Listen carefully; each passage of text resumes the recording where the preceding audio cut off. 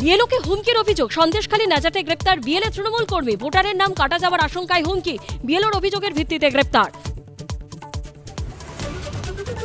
SIR এর কাজে বেরিয়ে অসুস্থ কাটোয়ার 147 নম্বর বুথের বিএলও সুখদেব দাস, কাজের চাপে অসুস্থ বিএলও দাবি পরিবারের।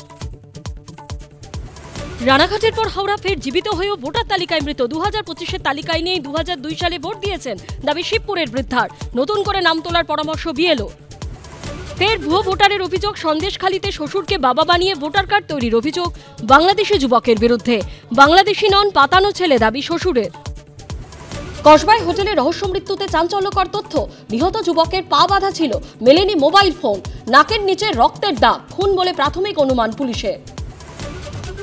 বাঙালির শ্রেষ্ঠত্বকে এবিপি আনন্দর কুর্নিশ, ব্যতিক্রমী বাঙালিদের সম্মান, সেরা বাঙালি 2025 সন্ধ্যে 7:56। কি নিয়ে সরগরম হীরক রাজ্য, কি বলছেন হীরক রাজা ও তার সভাসদরা, দেখুন হীরক রাজার দরবার রাত 10:30টায়।